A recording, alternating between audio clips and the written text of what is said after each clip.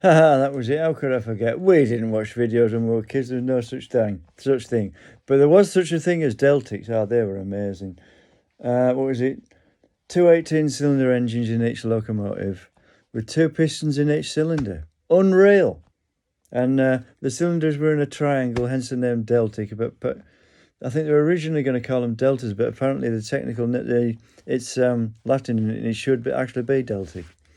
Because the first one, the prototype had Deltic on the side of it, but I think one of the engines failed in 1961, so it was retired, and it's never been repaired, and it's just never going to be repaired because I don't know. It's sort of it's history now. It's part of its history that the engine's failed, and it was in the London Science Museum for so many years, and it's part of its sort of heritage now that it doesn't run. Does it run? No, it hasn't even learned to crawl yet. Anyway, yeah, I mean, there's the six preserved production ones, and only 22 the original, the first one. No, yeah, and A9000, because obviously you can't have 55 naughties. It had to be 55 not 22 to keep the numbering right. Because I mean, they were numbered and named, so if you mix the numbers up, it's going to really confuse people. Because when Caps came out, when was it? Was that before I was born? I can't remember. I did work out what Caps stood for. Was it computer allocated positioning system? Is it for so they know where the locomotives are and what they're doing? I can't remember. Well, they used to have head code boxes on them and stuff like that, and just to identify the trains for the signalmen and that. But the technology is a bit more advanced now. You don't sort of stare at them through a pair of binoculars and think, that's the 11:15 to wherever. No, it's sort of all done by electronics and wireless, and yeah, I mean, they don't have levers in signal boxes anymore. It's all done automatically.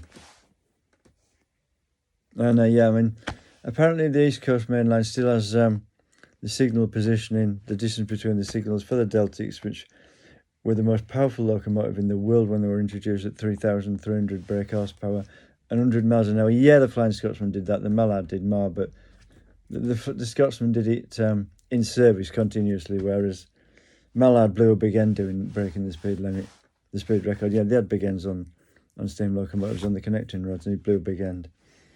Yeah, but I mean, how to do it? Intercity 125s. Oh, no, we don't like that. Bog units replaced the Deltics, so we weren't happy about that. But the best thing was there was this Intercity 125 parked in York Station. We were completely ignoring it, and this Deltic came and parked behind it, and you couldn't hear the 125 for the Deltic. We thought that was great. And something else, was it we're on a train and the locomotive had problems at Doncaster. Was it a Deltic or a Class 47? And one there was another locomotive connected. I can't remember which way around, whether it was the Deltic that was struggling or the 47. But an HST overtook us, and we had to keep stopping because we were catching it up. The 47s were geared for 95. The Deltics were geared for 100.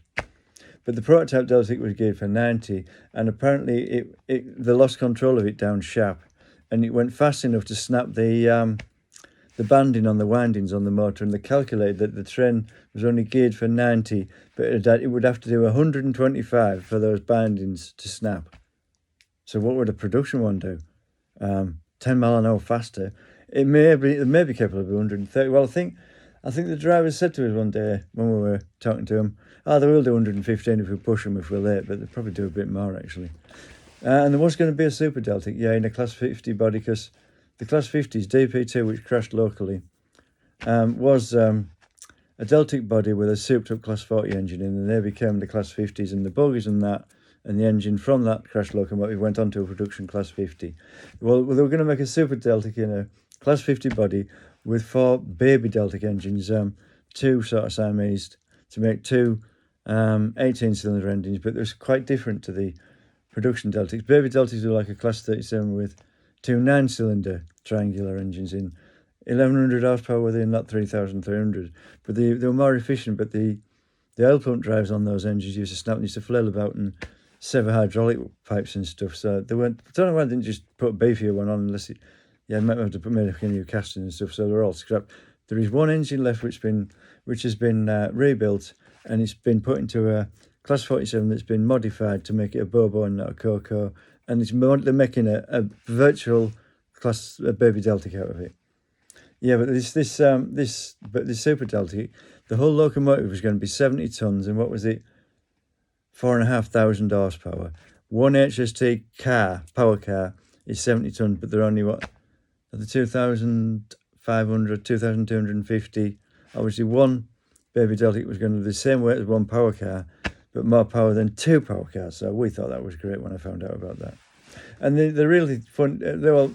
My half-brother was reading this book was it the Symposium of Deltics or something like that, and he said, "That's amazing." No, not get off my show. No, 100-ton locomotive with pulling a full rake of carriages. If you give it full throttle at 80 miles an hour, and they're only capable of 100, it'll light the wheel slip warning light for so many seconds. In other words, it would spin the wheels at 80 miles an hour, a 100-ton locomotive.